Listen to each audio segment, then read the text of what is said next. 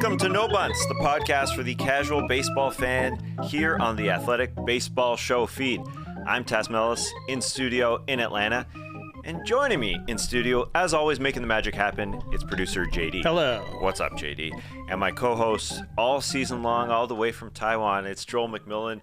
Joel, how are you? And what is the background you have chosen for Zoom today? Well, we're going to talk about basketball today, Tess. So I thought I would use the stadium background for the Milwaukee Bears from the movie Basketball. That is glorious. Hilarious stuff right there. This show, getting prepared for the show, definitely made me want to go watch Basketball. Joel, I barely remember it, to be honest, because I watched it in bits and parts. You are the movie connoisseur here, along with JD, of course. Can I get a quick rating, quick synopsis, quick feel of Basketball? I'll just give you a quick rating. I'm gonna give Basketball 3.7 out of 5. There's just some absolutely classic parts. Those guys crack me up. I think they're comedic geniuses, Trey Stone and Matt Parker. I thought this was kind of a weird movie for them to do, but some of the jokes don't age so well. But I mean, whatever. It's still a classic movie to me. I like it. Thank you. I appreciate that. As Joel said, we're taking a little break from the normal podcast today. We're combining two sports, two of my personal loves, basketball and baseball. We'll discuss players that could play in both leagues, some things MLB can learn from the NBA. We'll have some basketball, baseball trivia a little bit later on, but mainly we'll be picking a few NBA rules and practices and playing out what would happen if those were implemented in MLB. So let's have some fun with that, Joel. The first rule and practice MLB could incorporate here, it's a strategic one. It's based on strategy. Position players can re-enter the game after being subbed out. How would this work in baseball, Joel? It wouldn't be unlimited, right? Because then we'd have Ohtani batting every third hitter. How would it all play out? Right. So basically each team would be afforded 3 substitutions, and so a player could obviously enter the game and come back in. It would be used for bench players only, as well as relief pitchers as well. If teams wanted to do that, obviously there would be a limited number on it. I think this would be a very unique idea for a couple reasons. One, it obviously would completely change the strategy and dynamic of the game. It would take less emphasis away on matchups, which I think a lot of baseball fans actually don't kind of like. It kind of slows down the game a bit. So I think it puts, more an emphasis on execution and strategy and adding more of an element of chess to this. So, yeah, there would be a limit of 3. Tas, what do you think about this rule? So we're saying position player can get subbed out. Let's say Mike Trout can get subbed out for a pinch runner, let's say. When he comes back, does he have to be in the same slot in the lineup, or he can come back for anybody? Because there we get a little right, tricky. Right. There's our test. You're already poking holes in this. I like it. Yeah. That's why the 3 is somewhat palatable. Because again, like if it was unlimited, that's crazy talk. It just. Of course, yeah, it would be impossible. Okay, so go ahead. What do you think about the slot? I think the players would basically just like the subbed out players. Like if it's a position player, they would be reinserted into their original spot in the lineup. Obviously, for relief pitchers, that they're not position players, so that's not an issue. But I don't know if teams would want to bring in a pitcher later. Obviously, there's a higher risk for injury, so I don't know if that would make sense. But it would be available to teams. But I think it would be pretty good. Kind of from a fan standpoint, it'd be real dramatic. A guy, maybe gets subbed out in the 6th inning, but comes back in extra innings and gets the big game-winning hit. And maybe he's got a really good record against a certain pitcher. I think it kind of makes for unique elements in the game. And what about starting pitchers? Or is this just for position players only? Like, yeah, I'm thinking of teams getting cute and saying, our guy pitches 1 inning, sit him down. He can come back and close later on.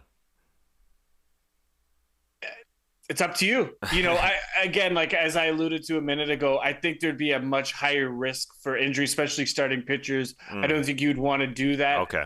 If teams wanted to do that, I mean, that's obviously up to their discretion. But I think, yeah, you want to sub in any three substitutions you make, puts an emphasis on speed, on defense, all different elements of the game would be impacted by these substitutions, but you would have to use them accordingly. I just think it would be a unique dimension a new dimension to baseball strategy. Yeah, and I do like the restriction, within this rule of having to come back in the previous slot in the batting order, because it would get it'd get too much. Because you could basically say, yeah, Mike Trout hits in the 8th, side is retired, and then he can come back and hit in the 9th, or like get subbed out and then come back and hit in the 9th for somebody else, essentially. So yeah, not cool. But if you're coming back in that same slot, I don't mind it. I saw this other little tweak that sort of plays into this from our friends at Reddit. If a player is hit by pitch, he can have a pinch runner sub in for him, and then he can take a spot back in the lineup. It would sort of discourage pitchers hitting guys. Just not that that's a huge problem, but just to add on to this. So the limit of 3, it's interesting. Add a pinch runner gets comes on in, but the hitter can come back for him. Even if that was the rule, I think that's sort of interesting. Just to add a little bit more speed, there'd be a little bit more stock put into speedy guys. So that's interesting. All right, let's go ahead, Joel. No, I was just going to say too, also, like in terms of roster construction as well, when you're actually assembling a team, there would be much greater emphasis on getting the best, obviously, possible depth players you can get. Some teams just kind of fill out a roster, and they don't have the greatest depth. So I feel by having substitutions, there would be even a greater emphasis on getting like the best possible depth pieces that you can get, which is important, if you want to win a game. Yeah, and correct me if I'm wrong, but speed was a very integral part of basketball, right? Because as you're talking, I cannot help, if you're with us on YouTube, but watch the basketball scene behind you. Notice all the little things in the movie set behind you with the ramps. But nobody looks particularly fast, I got to be honest, actually. I take back my comment about speed being integral. All right, let's move on to the next one.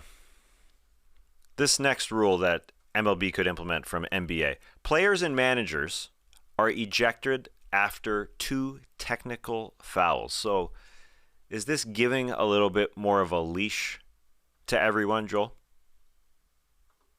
It's giving more of a leash to the players and the managers. And I think in recent years, there's been a greater imbalance of power in the relationship between players, managers, and umpires. I feel umpires, have a short leash with a lot of this. I know you're not supposed to argue strikes and balls and things like that. But, Tas, you and we've seen, I feel like a lot of quick hooks, a lot of quick ejections for players and managers that didn't warrant it, especially if they're getting calls wrong. And I think that by having this, it's good for a couple reasons. One, it allows players and a manager to stay in the game, and it just gives leeway. And also, you want to see players in the game. What happens if a star player gets ejected? Like, let's say you go to watch Bryce Harper's got a bit of a temper, we all know that. Let's say he gets a bad call in the first inning, kind of slams his helmet down or has a bit of words. He's out of the game in the first inning. You as a fan, you paid good money to see Bryce Harper, maybe he's your favorite player. Your day's ruined. But with this rule, basically he would get teed up like in a basketball game, and Bryce is like, okay, cool, I'll chill out, or, I've got a better feel of the situation. I'll try to control myself going forward. And he's still in the game. I think this would be a big win for players, managers, and fans. Umpires, not so much, but, they just have too much power. There needs to be more balance. What do you think? Well, with the automated strike zone coming in, this gives them something additional to do. Why the heck not? Now, I find it interesting because you alluded to the fact that it might reduce the number of ejections, but I think you can argue that umpires sort of give players and managers a warning as it is. Like when Boone is in an umpire's face, the number one ejectee, I guess, of managers, umpire will say, "You cut that out, or else I'm tossing you." So I think there's like a warning built in. But I understand what you're saying. I don't see anything really wrong with this. I think you wanted to go even further, right, with players amassing technical fouls and then potentially having to sit later on in the year if they've amassed too many. Yeah. So one of the ideas too is if a player, amasses 10 technical fouls, he needs to sit out a game, where a pitcher will have to miss one start. And also, if things get very heated, if a team is assessed 2 technical fouls in an inning, the hitting team, they would lose an out. Or if the team pitching is assessed 2 technical fouls, they would lose an out in the following inning when they hit 2. So, just to make it fair. But I think there needs to be better protection for the players and managers. Tas, you're right. You make a good point where you say usually there's a warning. But like, there's just been so many bad calls. And even with the warnings, I feel that there's been a lot of quick ejections. And I hate seeing that. I don't like shows. It's not good for the product. It's not good for the fans. That's not what fans want to see. And fans also like that kind of traditional, like when you watch those arguments from the 70s, 80s, and 90s, and, managers and players were given much more leeway. They would get right in the ump's face, screaming. The ump would give it right back. But not all those players always got ejected. There's no way anything like that would happen in today's day and age. So by having these 2 technical fouls, maybe that allows for something like this. I know the fans would love to see it. My only concern maybe is that players and managers take advantage of this and they get more aggressive with umpires. That's obviously an unintended consequence of this rule, possibly. But I still think, kind of from a net benefit perspective, I think it would be good for the players and good for the fans and managers as well. Yeah, you're walking a little bit of a fine line because managers or players might say, "Hey, if I've got a technical in my pocket, I'm essentially going to use it." But I think you could also play with that as well. If you're the umpires or your MLB, basically say, if it's an overt action, like what happens in basketball, if it's over the top, you're still ejected. You can still get 2 technical fouls. And in one instance. So I like that. I can't get on board with the in-game penalties that you're talking about, like losing an out if one team has 2 technicals, because you're giving a team, both players and managers, more leash, but you're also penalizing them more. And then now we're getting too far into the nitty-gritty, like the automatic strike or automatic ball that we're seeing with the new rules in today's MLB. I mean, I just don't like to see it. I just want to keep it as simple as possible. I don't mind the 2 technicals because you don't like the ump show. I get it. So I think it could reduce the number of ejections if administered properly. Point though, I mean, in basketball, if you're assessed a technical or double technical, doesn't the other team gets a free throw or 2 free throws? Correct. So. I mean, I get what you're saying, but I mean, I don't see why this couldn't translate into baseball where you lose an out. Now, an out is much more valuable than a free throw or 2 free throws. I get with you there. Maybe there's a medium where it's not an out. There's some kind of other team penalty. I don't know exactly what that would look like off the top of my head, but yeah, maybe it's a bit too strict. Maybe it's a bit too cute. You're right. Okay. All right. Well, listen, I think we're making some headway here. MLB is listening. A couple texts. Just to give a little bit of leash, as long as an umpire can say that's worth 2 techs, you're gone, because we don't want an increase in yelling. Although I know you said, back in the old days, you could yell an umpire's ear off and get away with it. I understand, but nobody wants to see all that much yelling. Even though in baseball it feels like a little bit more of a part of the fabric of the game than it does Sure. in the NBA.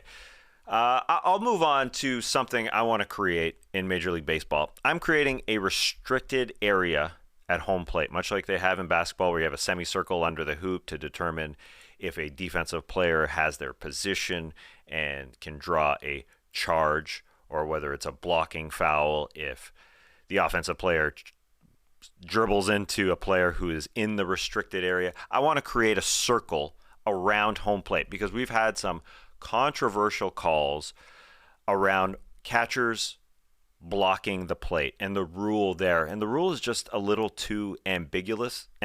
We've seen ridiculous calls overturned because it was determined that a catcher was blocking the path of a runner running in when he was just fielding the ball. The rule actually is you can't step on the plate. You can't be on the plate if the ball is coming in. You can't be sort of on the third baseline if the ball is coming in. But I think this rule of having a circle just drawn around the plate can fix that, and you wouldn't see a crazy one like we had with Jonah Heim recently with the Rangers. A catcher must stay out of that circle until the ball enters it. And then you're all good. Like, the circle is basically around the plate. He has to be outside that circle until the throw goes into it, and then he can enter it. Of course, there's a little bit of subjectivity there, but I think it's better than what we're seeing right now with that crazy Rangers one that was reversed, and we had Bruce Bochy going a little crazy. They're just being overturned. It's just very difficult to understand for catchers, and I think even though this doesn't solve it, a circle around home plate will prevent that. It's just a restricted area until the ball is thrown from the fielder, and then you can go into it. What do you think about that, Joel? I think it's coming from a good place. Thank you. I think the way you're welcome. And I think the way you lay it out, Tas, I get it. I think it sounds good in theory, but in practicality and in real time, I still think you're going to run into similar issues to what you're having today. And like you said, the rule is very, very ambiguous. And I think there's still a level of ambiguity in this. There's just maybe less of it. Yeah. So I would be on board with this. I would need to see what it would look like, though, like in an actual game, because they need to do something, because you can't, like, games have ended on these rules, Tas. And like you said, like, the fans don't like it, the managers, the players. We were talking about the umps. Even the umps, I feel bad. Like, they're doing their best. They have to interpret the rule the way they see it. So there needs to be something better. I absolutely agree. Is a circle around home plate the answer? I don't know. I kind of feel that similar, although it's not basketball, but kind of the crease rule in hockey in the late 90s, where you couldn't even have a tip of your skate in there, or a goal was disallowed. That lasted for a year because I think the Stanley Cup ended on a very controversial goal, so that didn't last long. But yeah, I mean, I would be on board. I would like to see it. I wonder what the catchers specifically and the players would think about it. And if it can reduce catcher injuries, I think it's a good thing. But how would it look in real time? Like at a guy going full speed, a ball coming in? I don't know. I think it could go either way. Yeah, I'm with you. The comparison to the can't put your skate in the crease rule, very good comparison. That's a good one, because right now when they go to video review, when there's a play at the plate, like the Heim one that I just mentioned, they basically said you can't have your foot on the plate even though you're allowing a path for the runner to run in. You can't have your foot on the plate. So the review is extremely technical. It basically said, that's the rule. And so this is also very technical, but I think it's a little bit more concrete. I mean, it should be a little bit more subjective, to be totally honest. I'm just trying to remedy something that's not going all that well right now through the first month. You should have the ability to go catch a ball if you're the catcher without the worry of being called for obstruction, for blocking the path of a guy running in. But really, that's what it comes down to. It's, can you go catch the ball? And I think just having that physical circle may help. But it could be a one-year experiment gone wrong too. Really, it's coming down to the subjectivity of the umpires and also the umpires in the review center. I think it depends on them. Their subjectivity is also being factored into this as well. It's just really weird to see a path being given to the player running in, and all this being done to preserve the catcher. But I don't know. I think I'd give it a shot. Maybe it's even a semicircle. Maybe that's the idea. So you have to kind of stand behind the plate or outside the circle if it's in front of it. I know it's not perfect. None of this is perfect. We're working through it here, yeah. Joel. We're riffing. We're riffing. All right, next one. You like the single elimination game idea for the 6th seed in each league. So basically you're saying at the end of it all, you want 6 versus 7 for the 6th seed. A single elimination game, much like they have in the play-in tournament in the NBA. Yeah. I'll be honest, like as a casual NBA fan, I don't like the play-in thing. I don't like the idea of, I think it's the 9 and the 10 seed playing to get in. I just personally, as a sports fan, as a casual basketball fan, I don't like that because I feel it's too many teams. But I love the wild card games. I know it was a short-lived experiment in MLB, but Tas, they were exciting games. If you go back and look, it's a small sample, but if you go look back at each individual game, all the games were fairly close. There were some really exciting finishes. And I know a lot of baseball purists will say, well, baseball's it's not a single elimination game. It's meant to be played in a series. And sure, there's a lot of evidence to support that. Again, it's an opinion. But, when you're adding the playoff game in, you're not diluting the playoffs because you're just basically adding one playoff team. It's still the same number of playoff teams. Well, you're still adding a playoff team because those teams in the wild card, which moved to a 3-game series from a single game elimination, those were teams in the playoffs. I mean, they have a shot to win the whole thing, and I think that's what you're saying as far as the interest level goes, and I think it's even more interesting than basketball because a 9 or 10 seed isn't going to win the championship, but a 7 seed in baseball could. They could go on a run.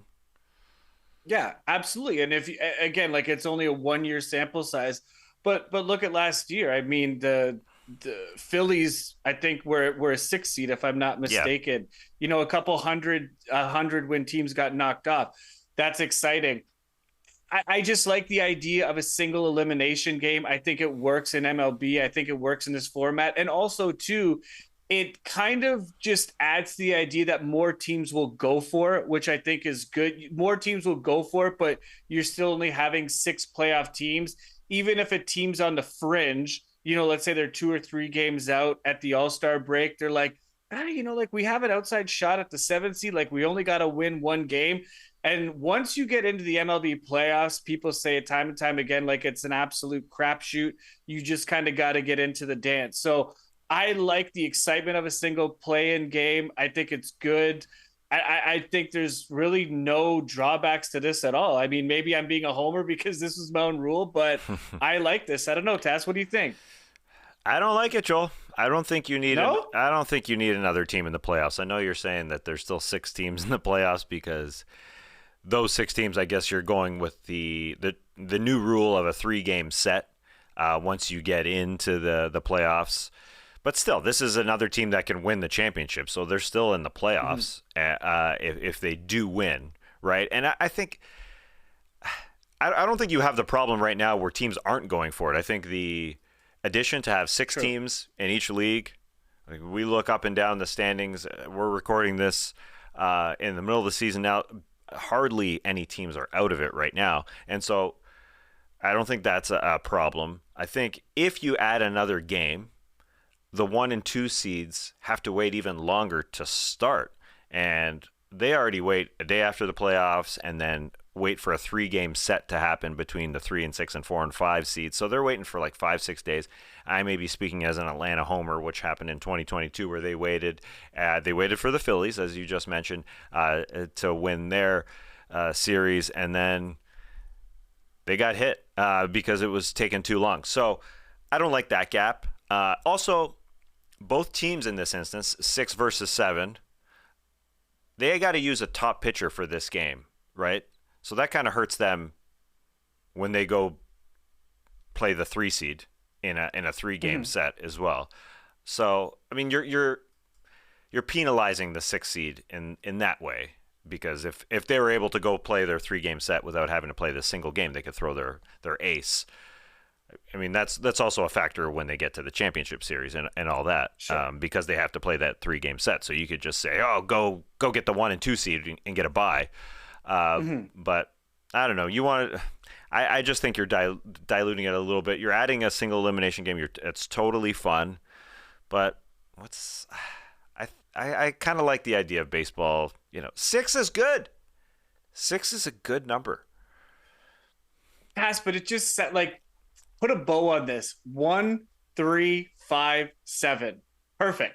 You got a single elimination game, a best of 3, a best of 5, and then a best of 7. That's just smooth. I don't know. I love the wild card game. I think that's, why I'm so kind of passionate about this. But I get what you're saying. What about the weight? To that point. Yeah. What about the weight? What about the Braves? It's just an extra day. I think you're putting more stock into this than I am. It's just maybe 1 or 2 days. I don't think it's going to make a big difference one way or the other. But to your point about how you're penalizing the 6 and 7 teams, it was the same thing when the wild card elimination game.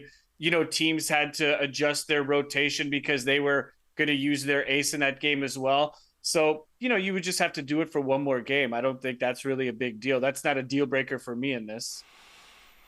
Yeah, now you're veering into basketball, which I know we're taking the rules from, but now 7 of 15 teams making the playoffs, even though you don't want to call it the playoffs. I mean, that's a big number. It's a big number. Everybody can make the playoffs. Maybe at one point you'll have teams going the other way where they don't have to try as hard to get into the playoffs because everybody's making the playoffs, Joel. Okay, you're right. I'm stretching. I don't know about that. I'm stretching. Yeah, I'm reaching. But I don't know. We got enough. We got enough teams that can go win it all. We had the Phillies. Maybe I'm just bitter about last year where the Braves. I went and watched Game 1 of that first round series. It was a 3-game series. No, it wasn't a 3-game series. It was the NLDS 5-game set. Braves had to wait. They had to wait for the Phillies to finish theirs. And it was like a week. It was like 5 days. I'm exaggerating, but still, felt like a week. And then they came out extremely rusty.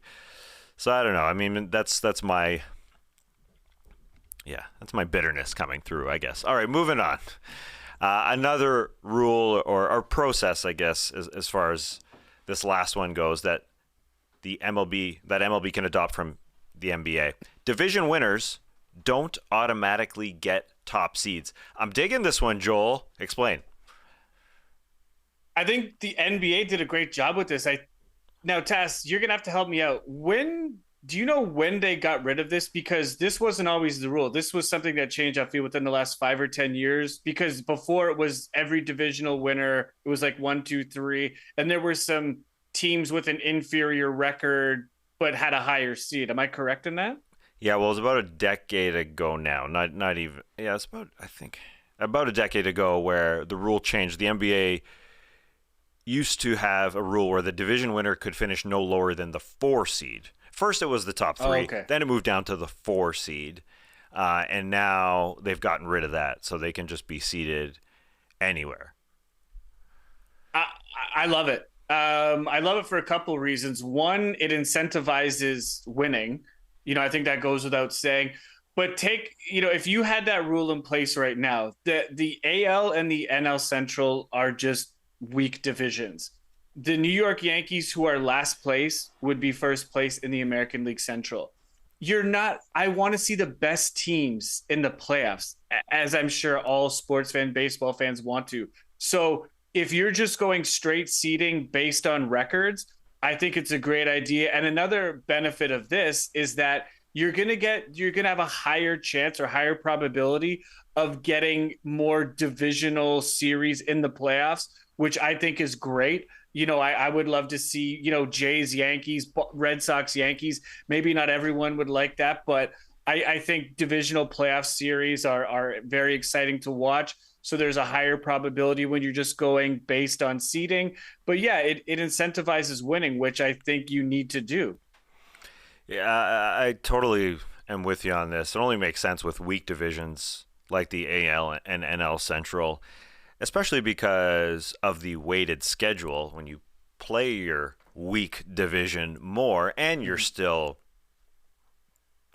a weak winner of that division, it just it just proves that you're not one of the top 6 or 7 teams or 20 teams. I don't know how many you want to expand it to, but go ahead. What were you gonna say?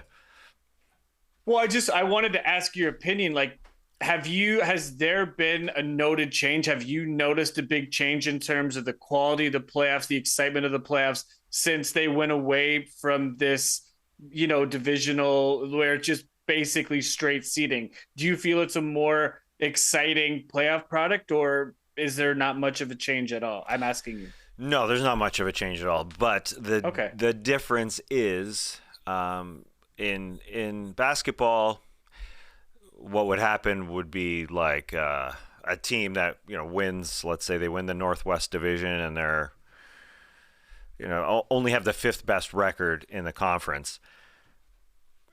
They're not going to win the championship anyway. It's unlikely. In basketball, the higher seeds tend to win. That's what happens.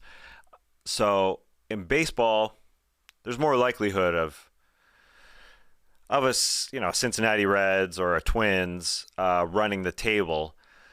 So I think it would be smart to give them a bit of a disadvantage and seed them accordingly, and put them on the road. Essentially, that's what we're talking about here. A team would drop from the 3rd seed to the 5th or 6th seed, and usually, even if you were a bad team like that, a bad division winner, you would still make the playoffs. In this scenario, anyways, you would probably be the 6th best team. But you're penalized, and your penalty is you got to go on the road and win.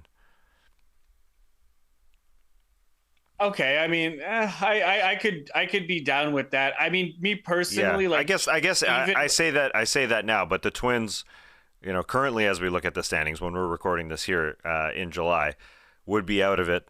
They wouldn't make the playoffs yeah, in the AL, but the Brewers would. In the NL would drop from a division winning seed from the 3rd seed to the 6th seed. yeah. I mean, that's fine. I mean, statistically speaking, I feel like you're still going to have every division probably represented. There might be some outliers like this year with weak central divisions, but yeah, the best teams should be rewarded. Like good teams, I feel under the current format, good teams are still penalized and inferior teams benefit from this. Most notably, like you said, the Twins who, like they're going to get home field advantage, the the Central winners, whether it's Minnesota or Cleveland or whoever, and they're going to have to play the 6th seed. And all day, I will take the 6th seed over whoever plays the AL Central winner because they're just going to get absolutely smoked. I feel so. I don't want to see that. I would rather see a more even matchup between two better teams. The Twins just don't deserve it. They just don't deserve it, or the Central winner doesn't deserve it. You say that they get absolutely smoked, but as we just talked about with the Braves, the Dodgers, 100-win teams can go down pretty quickly. So you never know. So I do think if you're not going to be a great team like in the AL, the Twins or the Brewers, let's say, and you have a weighted schedule that benefits you because you're playing weaker teams more, I'm with you. Reseed it. I don't see the problem with that. Listen, baseball has been willing to make changes We saw what happened with the universal designated hitter rule. It took some time. They wanted to be traditional. The NL, was there's the traditionalists that wanted to keep the game pure and have hitters hit. We saw what happened this year in 2023 with the rule changes to speed up the game. I think what's happening here in this instance and this specific reseeding things is just it's taking a little bit longer than it should. But I think they'll catch up. All right, that was a blast. Anything else on the rules or the processes you want to talk about, or should we move on? Because we got some fun random questions to discuss, Joel. I'm good. Let's move on to the next part here. Yeah, these are random basketball / MLB questions that we want to discuss. Let's do the classic. Can this guy play this sport? We'll start with NBA players who could play in MLB. What do you got, Joel? I went with Zach LaVine. I feel he could make the transition from NBA to MLB. Couple of reasons. I mean, he's a very just naturally athletic guy. He played in the MLB softball celebrity game. I think he had a home run too, if I'm not mistaken. He looks like a baseball player, Tas. I saw him wearing that Mariners jersey. Man, he's just got the look. He's not. You need to be like basketball. Obviously, height and size is critical to being successful. Like in most positions, not all.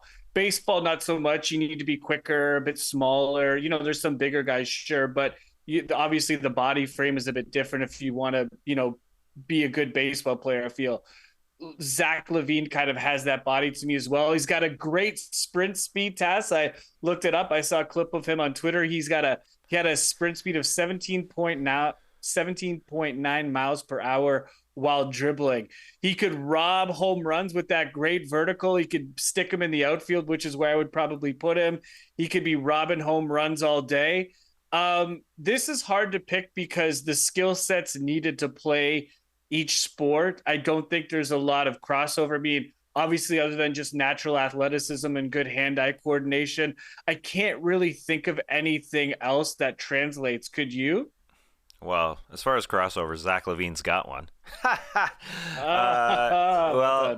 think you're already throwing a position, put him in a position in the outfield. I think this was great. The standard athlete stuff translates, I think, with Zach LaVine because he actually trained to be a baseball player when he was a kid. You just brought me back during the pandemic when the broadcasters were looking for stuff to televise. They had a horse competition when they went to athletes' homes to film. Like everybody was filming separately, so they went to Zach LaVine's home in the Seattle area, I believe. That's where he's from, and I think this was his childhood home. There was batting cages in his childhood home. That maybe it's not his childhood. Anyways, it was his house, and there were batting cages. He trained, so that was his goal. So you're not wrong. That's an absolute great one. I've got a bunch of guys who could cross over, I think. Pat Connaughton, for those who don't know, maybe you don't, he was a draft pick of the Baltimore Orioles. He plays for the Milwaukee Bucks now, but he was a 4th-round pick of the Orioles, and he actually played in their minor league system. I do believe this is correct, he took home a $400,000 bonus, but did not return to the sport after being drafted by the Bucks the following year. So he could hurl, and nice job. Double dipping there, grabbing a $400K and then moving on. I think Donovan Mitchell, a superstar, he loves baseball. I think similar to Zach LaVine, had dreams of being a big leaguer, but he suffered a broken wrist in high school. A broken wrist? Did I say list? It was definitely a wrist that he suffered, a fractured wrist in high school. And his dad was a minor league player and works for the Mets, so there's a connection there. This one is hilarious. Anthony Edwards, star player for the Minnesota Timberwolves, he says he can play all sports. Now, this is just a little anecdotal, a little hearsay, but it's anecdotal from his mouth. So he said he can throw 100 miles per hour. He had this exchange with Uprocks. I'm going to recite you the interview. Somebody asked him, "You said you could play in the MLB right now. Do you still think that's true?" "Oh, for sure." "What makes you say that with such confidence?" "You got to give me a month to get my arm back right." "A month? I got to get my arm back right. I was a pitcher, but it be hurting my elbow, so once I get my arm back right, we good." "Okay, so how fast are you throwing it?" "If I throw right now, if you throw right now, and I'll give you a month. If you give me a month, it might be 100. 100 miles per hour. 100! You're lying your ass off." No. I swear to God. I want to see a video of you in a month after you train. Nah, I'm not going to train for that. What would you throw right now then? 92 or 93? 92 right now? Yep, for sure. So, I don't know. Anthony Edwards says he can throw. I believe him. We got Kevin Love, who's the king of the outlet pass, who does knuckle push-ups, or he used to do it before he broke his, I think he broke his knuckle. But, I think he can throw pretty hard. We have Tracy McGrady, retired NBA player. But if you remember, he worked with Roger Clemens because he's from Texas. Back in the day after his MLB career was done, he had MLB dreams, and he pitched for the Sugarland Skeeters of the Atlantic League. I did not know that. Yeah, of the Atlantic League way back when. This was a while. He made their opening day roster. He didn't have a great Sugarland Skeeters career, but he made their roster. In his debut, he pitched 1 2/3 innings. In July, he started the Atlantic League All-Star Game. Sounds a little gimmicky to me, where he recorded his first strikeout, but after the game, he retired. So there's a little hope. And Michael Jordan's career batting average of just over 200 in the minors should be respected more because it's hard to hit a baseball. So those are all my NBA to MLB connections. But let's go the other way, Joel, unless you got another one, because that one was great. Just the one, Tas. I had to go through a lot of Googling, a lot of reading through. I was like, most athletic NBA player, NBA player most. I had to do like a bunch of Google searches, and then that's how I landed on Zach LaVine. So I'm just gonna go with him. See, it's interesting because like you can get by in MLB without being a ridiculous athlete. You can DH. So maybe we're missing some guys deeper on rosters deeper on NBA rosters that can just bop. I just don't know enough about the current NBA product for me to comment further on it. Yeah, you know better than me. That's all I got. I like how you called it the current NBA product. Let's Kevin Durant. Kevin Durant's a huge baseball fan too. Yeah. Would he? I've seen him playing catch in Manhattan Beach there in California. I think he's a big baseball fan. I don't know. Is he too big, Joel? Is he too big at 6'11" to be pulling it off? Yeah. Well, I don't know. Maybe that could be an advantage. Maybe he could be a pitcher. Get that angle. Get that nasty slider going. Yeah. Now we're talking Kevin Durant. Maybe, I don't know. Yeah, we're talking pitchers. For sure. Too big a strike zone to be a hitter, but like jumping the other way, Randy Johnson, he could get him on the hill. Maybe he could ball. That brings us to our next question. Which MLB player could play in the National Basketball Association, Joel? Now, this is your expertise. You take it away because this is a flip. I'm sure you've got a few guys who could go to the NBA. And I'm the one who only has one that can jump over to the NBA. But what do you got? Okay. Well, Tas, sort of disappointed. I've just got one. Player for this one as well. Damn it! I misremembered our conversation mere hours ago before recording this. It's okay. But to answer this question, it starts and ends with my boy Trey Turner. Ooh. He's 6'2", and I want to put Trey Turner at point guard because the average height for a point guard in the current NBA is between 6 feet and 6'3". So in terms of height, he kind of fills that. He's a very athletic dude, very fast. He's got one of the best sprint speeds. I don't know if speed is necessarily a big advantage in basketball. Tas, is it? I honestly have no idea. Oh, absolutely. Oh, is it? Okay. Come on, you've seen a basketball game. I have, but I just never noticed like dudes who are like super fast. I guess it's an advantage, yeah. But I he's mean, you very have to have a fast. handle. Can Trey Turner handle the ball? You bet. I mean, you called Yeah, him. he's got good He's hands, got and I feel hands. he's got a very good baseball IQ. Now, like, well, why would that translate to basketball? I just think he's like that would translate to court vision. He's an excellent base runner. He's very cerebral. I feel like he looks at other player, like he kind of looks at things and takes advantage of mistakes that the other team makes. I think Mm. that would be a great quality for him to have as a point guard. So yeah, I'm gonna pick Trey Turner as a point guard. Put him in a Sixers City Connect test. He's looking good.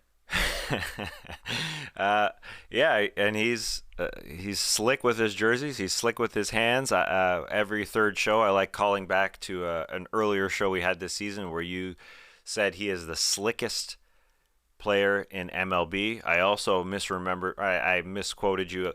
I thought you said he's the sickest player in MLB, but that was just another instance of me saying something incorrectly. But yeah, I think he is slick with it. He's slick with his hands. So you need speed, Joel, but you also, if you're a point guard, you need to be able to handle or shoot a lot at the very least. So yeah, I think there's a possibility there. You mentioned guys who take advantage of situations. You made me think Ronald Acuna, watching him when pitchers have their back turned. Takes an extra couple steps off second. Boom! He's at third base. So I wonder if Ronald Acuna could translate a ridiculous athlete as well. Sometimes watching him play right field for the Braves, likes to take his time. Like when it was Corbin Carroll's triple, ball ricocheting in the corner. He just took his time chilling to get there. Basketball players they like to change their pace and chill out at times. So I think Acuna, he's definitely flashy like some NBA players, could fit that bill. So mentally, I think, like you said, taking advantage of situations would be good. But my guy, in a similar vein, would be Ellie De La Cruz, because Ellie De La Cruz got all the tools. He says he is the fastest man in the world. Sprint speed, as you were talking about, he's got that. He's got the height. He could, be a guard / wing. And I also read this from Joey Votto about his teammate Ellie De La Cruz, and that linked this quote linked Ellie to basketball, and I can't unlink him. Joey Votto said Ellie De La Cruz is Vince Carter, and that really hit me at home. Being from Toronto, growing up and really falling in love with basketball when Vince Carter came to the Raptors. Joey Votto's basically saying like Ellie De La Cruz he's just a phenomenon. He is a different type of baseball player. Like Vince Carter was a different type of basketball player that is so ridiculously athletic, could play any sport. I think you could flip Vince into a baseball player. Ellie could be flipped into a basketball player. So I'm buying that, Joel. I think he's got every tool. I'm sure he can dunk. I'm like 99% sure he can dunk, because he can fly. I don't know if he's ever picked up a basketball, but he's there. And just to continue on with Joey Votto and his basketball lingo, he said in basketball they call it a make or miss league. It's like bat or bench here in baseball. Joey Votto, a big basketball fan. It sure seems like. I like it. And he grew up in Toronto. We're similar ages, so he was taken away by Vince Carter's athleticism, just like he's taken away by Ellie De La Cruz, and he's being a great teammate with Ellie De La Cruz. He understands that the next generation is here, and he's kind of moving out of the way for Ellie and the next generation of all those young Reds coming up. All right, moving on to this final question before we get to some trivia, Joel. What is something MLB can learn from the NBA? I think there's a couple things. One of the things that NBA has done for a long time, and I feel of all the four major sports leagues in North America, they've done this the best, is they were very good at getting out in front of utilizing and harnessing social media and the sports media just to market their product and to market their sport and to connect with fans, but specifically young fans. I remember when Vine, RIP Vine, miss it, love it. But NBA utilized that extremely well. And I feel that was a big part of their success and connecting with younger fans. NBA, I feel, has always been the young, cool sport. Even like as a baseball fan, I'm like, oh man, NBA players are so cool. They're stylish. They showcase their personalities. They're very funny. They're outgoing. And I really, really like that.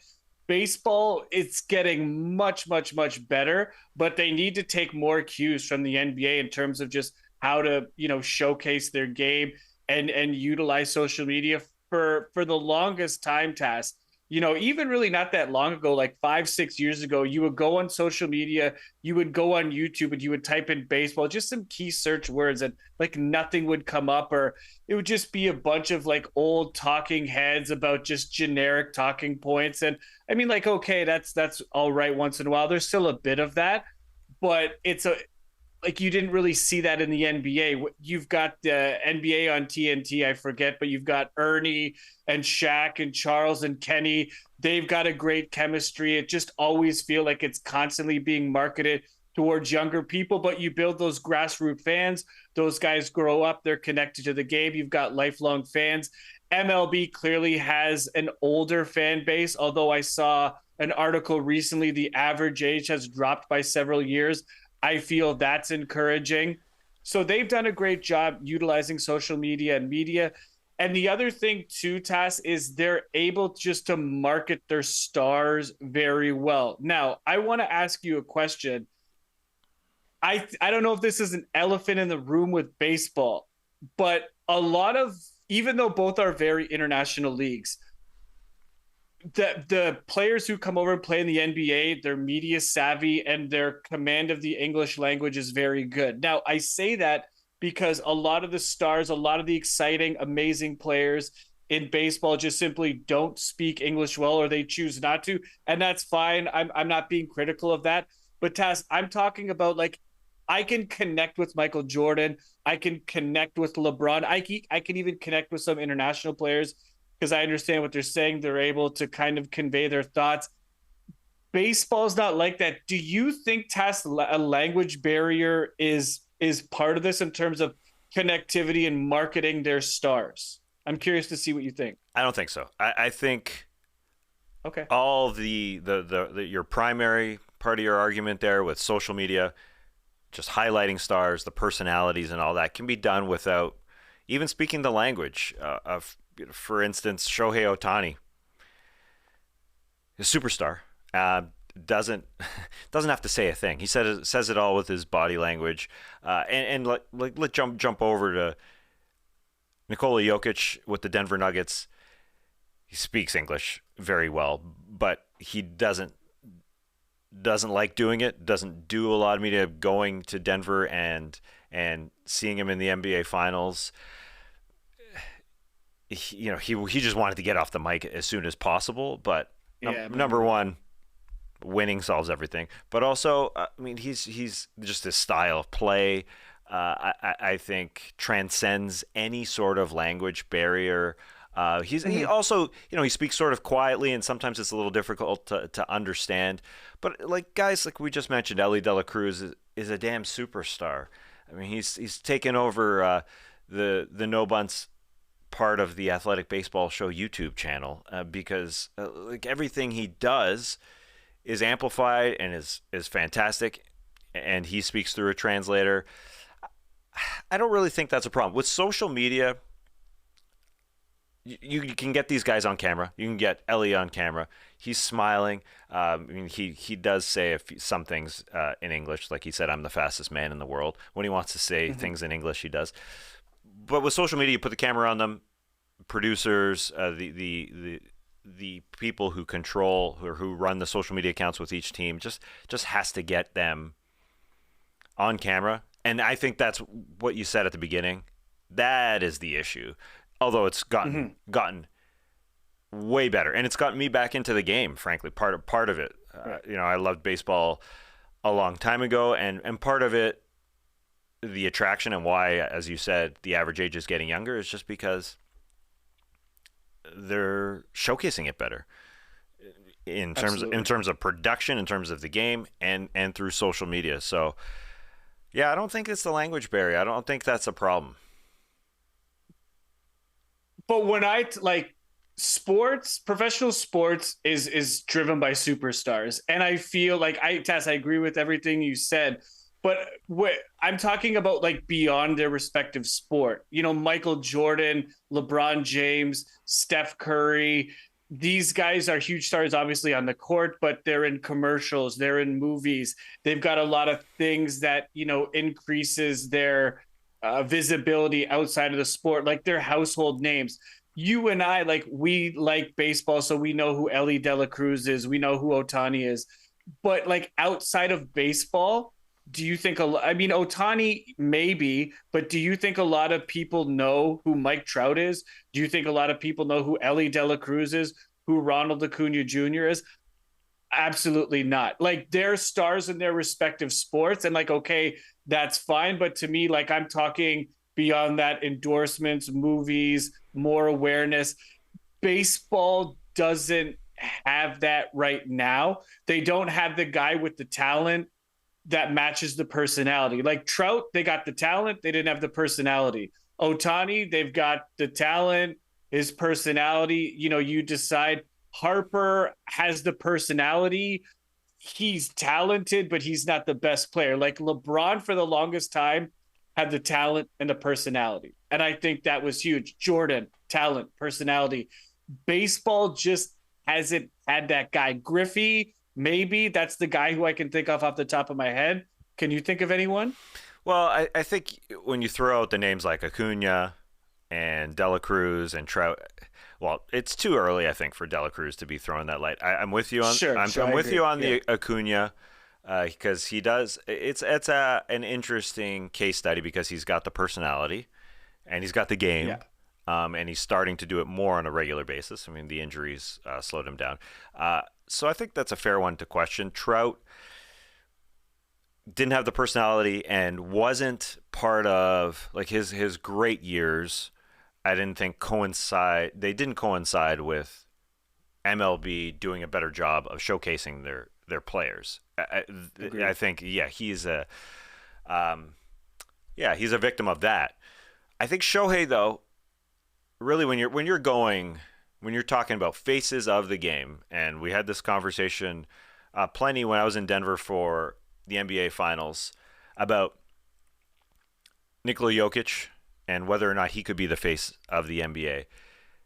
Really, the difference between Jokic and Ohtani, even though Ohtani speaks through a translator and Jokic does not, it's just the willingness to do commercials and all that, and be fed a few lines and be willing to also be on social media. Jokic was not. Ohtani, I think, has the ability to transcend and to get into homes of everybody around the world because I think he's willing to do it. You could tell me if I'm wrong, but I think he's willing to be in commercials, and that's really the step. I think. I mean, he's got the talent, and he just has to be willing to put a McDonald's hamburger in his hand, and then he's there, and then he can be Jordan, and then he can be Curry, and LeBron. Those are those. Listen, it's also just part of the NBA machine that does it so well, and so I think MLB is learning from NBA. Yeah, absolutely. Yeah. Don't disagree with any of that. I'm a passionate baseball fan. I just want there to be that guy because baseball has lost so much ground in popularity over the last 20, 25 years. Baseball used to see baseball highlights on ESPN all the time. It was covered. There was much more buzz about it. And it's just, in the last, like I said, 20, 25 years, it's just lost so much ground. It's starting to get some of that back, but I feel it would come back with a superstar, who's playing in October, who's got the charisma, who's got the talent. maybe language isn't necessarily a big issue. And like you said, you can stick them in a commercial. There's ways, from creating a commercial to add elements of humor and just feed them a couple lines. I get it. So there's ways around that. But I hope Ohtani's that guy. I think he is, but it remains to be seen at this point. Yeah, and when you're comparing Jordan, LeBron, and I throw Curry into that mix, the late Kobe Bryant was as well. I think those were basically four guys when we're talking about basketball that were the faces of the league. But I mean that's a long period of time where there was only four faces. So that's a long period of time. They don't come about frequently, is what I'm getting at. And so, yeah, there's been a few faces of the league, but there's only one at a time. And so, yeah, LeBron and Curry have kind of shared it. Before that, there was Kobe, and then it was a while before that it was Jordan. And so, all that to say is it can't be Acuna, Trout, and Dela Cruz and Ohtani at the same time. It can only be one, and I think we're veering into the Ohtani territory. It just has to be him wanting to do commercials and wanting to do some media, and he seems willing to do media even though he speaks through a translator. It's visibility. He obviously has the talent. It's just willingness to sell some stuff and to be seen by different people who just don't watch baseball because they're seeing him in ads or whatever. But I think he has the best shot of any, and I think he's different than a Nikola Jokic that we just talked about in the NBA because he's not willing to sell anything. Well, yeah, Ohtani could, and somebody like Trout, who didn't win or hasn't won. I mean, that's.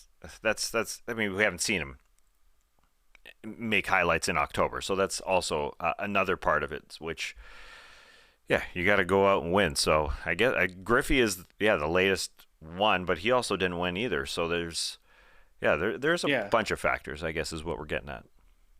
I've just got one more quick question for you, Tas. Just purely anecdotal. Do you think the average American sports fan can truly connect and say, like, he's the guy, but it's not an American? Yeah, I don't think that's a problem. And I can only speak for the NBA. There hasn't been one quite yet, but Giannis Antetokounmpo could be that guy. And, he speaks English and does all his interviews in English, but he's a non-American.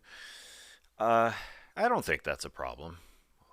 Okay. I think it can in today's global game, the international game of baseball is. I don't think it's a problem. Okay. And I think if there's something that the NBA can learn from MLB is the international game. We saw the World Baseball Classic, how great it was. I think if there's a way for NBA to somehow make uniform rules with international play and potentially with women's play to sort of just make it uniform across the board, that would really help. Because we go see World Baseball Classic, all the rules are the same, obviously. You don't even have to think about it, but in international play, the size of the court's different, the three-point line is different. There's rules about playing above the rim, that you can tap a ball off the rim. In international play, the game duration is different. It's shorter in international play. So I think that would be something that the NBA should somehow do. Now, they obviously get into a tournament and they figure it out. They play by international rules. But I think it would help the international tournaments if everybody played by the same rules. That's one thing that, watching the World Baseball Classic was phenomenal. And so I think that's a small part of it. But do you have an answer for whether or not somebody, a non-American, can be the face of baseball?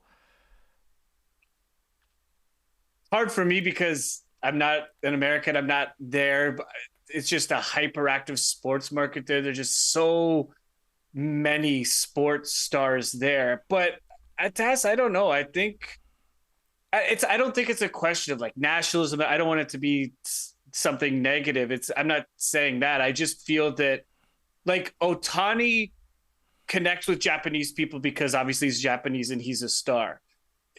People gravitate towards their own people. I just think that's just a natural thing. Obviously, America is where the best come to play. So, you're kind of spoiled in that way. But just for the average American fan, I don't know, Tas. I'm not saying it's a deal breaker, but I think they're just going to naturally gravitate towards American players, for better, for worse, and for whatever their own reasons are. I don't think they're like, oh, I don't like international players. I don't think it's anything like that. I just think it's a natural thing. We're a melting pot, Joel. Everybody can be an American. They're allowed, and there's enough fans. Absolutely. There's enough fans to be fans of everything. I'm sitting here with my man JD, who's a fan of pickleball. There can be a pickleball star. There are YouTube stars of every stripe. So yeah, I don't think it's. Yeah, I don't think the non-American part I don't think is an issue. But anyway, let's move on because I want to get quizzed. I want to get stumped. Joel, you've got some right. NBA-MLB trivia. I don't know what you're giving us, but let's get to it. Okay, 5 questions, Tas. Who is the only player to win a World Series and NBA title? Oh, man. This one's supposed to be easy? Yeah, I've never heard of this guy before, and he did it a long time ago. But he won a World Series with the Milwaukee Braves and then 3 consecutive titles with the Boston Celtics from 1959 to 1961. Sam Jones. No. Gene Conley. The Conley years. Ring a bell? Nope. Okay. One with the Braves and then no. That's pretty impressive. He's the only guy to do that. Okay. I think you'll fare a bit better in the second one here, Tas. Little bit of a Canadian connection. Okay. 2 players have played in the NBA and for the Toronto Blue Jays. Who are they? Danny Ainge, of course. That's one.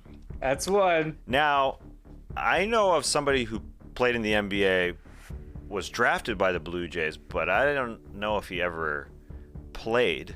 Scott Burrell? No. Okay. So, yeah, Scott Burrell won a championship with Jordan, was drafted by the Blue Jays, but decided to play basketball. So this guy played in the NBA and played for the Jays. This one. Played for a couple teams in MLB, but he played for the Jays. What year are we talking? Ooh, he came to the Jays system in the late 90s and he pitched for a few years in the early 2000s. He was a pitcher. Man, I don't know. Should I know this? I don't know. Mark Hendrickson. Whoa. I mean, I remember the name, but I don't remember his story. I don't think. Yeah, he was I don't know which NBA team. He started out in the NBA and he played a couple seasons, and then he was basically playing baseball in the off season, and then just ended up making the switch over to MLB. And that's actually where he played most of his professional athletic career. Wow. Bounced around to a couple teams. Thank you. Yeah, 6'9" power forward in basketball. Yeah, had a few years in the late 90s, but not a ton of work in the NBA. Scored 381 points. Mark Hendrickson, I remember the name, but okay, all right. Great questions, Joel. These are great. I knew you were going to get Danny Ainge. I'm like, I have his card. That's a gimme. I have his baseball card as a Blue Jay. Now, Scott Burrell, I think a lot of people don't know he was drafted by the Jays, as I hesitate when I say that. But yeah, I think that's true. And then he got yelled at by Michael Jordan and won a championship. Okay. Question number 3, Tassies don't get any easier. Oh boy. On September 24th, 1972, the first outdoor NBA game was played. It was a preseason game between the Milwaukee Bucks and the Phoenix Suns, and it was played at a baseball stadium. Tas, name the city it was played in. We're playing outdoor basketball. 1972 exhibition game between the Bucks and the Suns, and it was played at a baseball stadium. What a question. It's not in the United States, but it's not far from the United States. Bit of a hint. It was played in a baseball stadium? That's correct. Not far from the United States. Okay, so we're showcasing the game in a nearby country of Puerto Rico? You are so warm, Tas. Put on oven mitts. You're close. What's the city? What do you mean, what? Oh, so you want the city in Puerto Rico? Yeah, I said the city, yeah. Oh, San Juan? That's right. Right. Oh, nailed it. Sorry, I thought you asked for a country. All right. Wow, that was wild. Why did I guess Puerto Rico? City, yeah. Hiram, I'm probably going to butcher this name. Hiram Bythorn Stadium. I'm totally butchering that name. But anyway, yeah. It was the first outdoor NBA game played, and several have been played outdoors since at Indian Wells. Am I saying that right? Yeah. Okay, yeah. So several outdoor games have been played since then, but that was the first one. Wow. I don't know how I guessed Puerto Rico. I think I saw you. You were maybe tipping your hand and pursing your lips there, so I could see a pop. But good eyes. San Good Juan. court vision, Tas. San Juan. Good Great court vision. Call me. Okay. Call me Trey Turner. The last two. I think you got a good shot. Tas, what was the name of the Double-A team Michael Jordan played for? Oh, it's local. I'm here in Atlanta, Georgia. I recently went to Birmingham, Alabama. The Birmingham Barons. Nailed it. Yeah. Nailed it. Birmingham Barons. Okay. All right, Tas, and last one. Since we're talking about basketball, in the movie, what was the name of the championship trophy in basketball? JD, feel free to join in. I don't know if you watched it. I've never seen it. Oh, shocking. I don't know. Okay. Yeah. Okay, but it's a championship trophy. Let's workshop this. What was the name of the championship trophy they were playing for? Does it have a cup in it, or is it? It does have a cup. Okay. It does have a cup. Is there an animal? Is an animal a part of this? No, it was named after, like in the movie, the Trey Stone and Matt Parker. Like there's an older guy who takes a shining to them, and he's the one that funds the league, and they name it after his surname. So the Cup. The Snyder Cup. Good guess. The Denslow Cup. Never would have got The old Denslow Cup. I don't know how I didn't get that. I'm just glad I got it. That's a tough one. I wanted to make him a bit obscure. I don't remember. Challenging, not too challenging. No, that was a lot of fun. We got to watch that. Maybe we'll do an off-season film session. Yeah. Yeah. Let's do it. Yeah, I'm down. Got me wanting to watch that. All right, great stuff, Joel. You always kill with the trivia. Mark Hendrickson. Gene Conley. Those will be names I'll be. Gene Conley. Yeah. I'll be. Pretty cool claim to fame. Only, do you think in our lifetime we'll ever see anything like that again? Do you think a guy will win an NBA and MLB title? That's a good question. That's tough. The crossover it's so few and far between. Probably not. Now these days when it's so specialized, you come out. That's a tough one. That's a real tough one. Guess not. Maybe Austin Ainge. I think Danny Ainge's son. I think he plays. Oh no, he's a basketball coach. He's old now. He's 40. Forget it. Forget I said anything. All right, that was fun. Great stuff, Joel. Great stuff, JD. We'll be back next Wednesday. Make sure you subscribe wherever you get your pods. The Athletic Baseball Show feed is where you can find No Bunts every Wednesday, and you can find No Bunts streaming live every Wednesday on the Athletic Baseball Show YouTube channel. Check out some shorter vids there as well. And our Instagram page. A lot of great stuff there. _Bunts. For JD, for Joel, we'll see you next time.